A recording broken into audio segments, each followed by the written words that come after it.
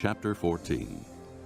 At this time, Amraphel, king of Shinar, Arioch, king of Elasar, Chedorlaomer, king of Elam, and Tidal, king of Goyim, went to war against Bera, king of Sodom, Birsha, king of Gomorrah, Shinab, king of Admah, Shemeber, king of Zeboim, and the king of Bela, that is Zoar. All these latter kings joined forces in the valley of Siddim, the Salt Sea. For 12 years they had been subject to Chedorlaomer, but in the 13th year they rebelled. In the 14th year, Chedorlaomer and the kings allied with him went out and defeated the Rephaites in Ashtaroth-Karnaim, the Zuzites in Ham, the Emites in Sheba-Kiriathaim, and the Horites in the hill country of Seir, as far as El-Perun near the desert. Then they turned back and went to En-Mishpat, that is Kadesh, and they conquered the whole territory of the Amalekites, as well as the Amorites, who were living in Hazazon-Tamar. Then the king of Sodom, the king of Gomorrah, the king of Admah, the king of Zeboim, and the king of Bela, that is Zoar, marched out and drew up their battle lines in the valley of Siddim against Chedorlaomer, king of Elam, Tidal, king of Goyim, Amraphel, king of Shinar, and Arioch, king of Elasar, 4 kings against 5.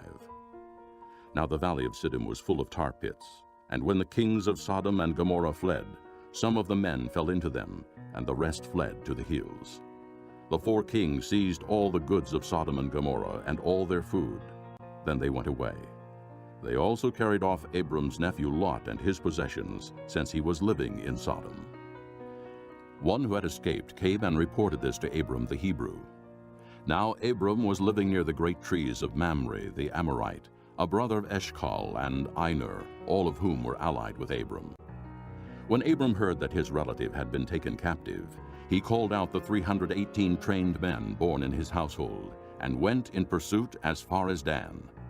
During the night, Abram divided his men to attack them, and he routed them, pursuing them as far as Hobah, north of Damascus. He recovered all the goods and brought back his relative Lot and his possessions, together with the women and the other people. After Abram returned from defeating Chedorlaomer and the kings allied with him, the king of Sodom came out to meet him in the valley of Sheva, that is the king's valley. Then Melchizedek, king of Salem, brought out bread and wine. He was priest of God Most High, and he blessed Abram, saying, "Blessed be Abram by God Most High, creator of heaven and earth.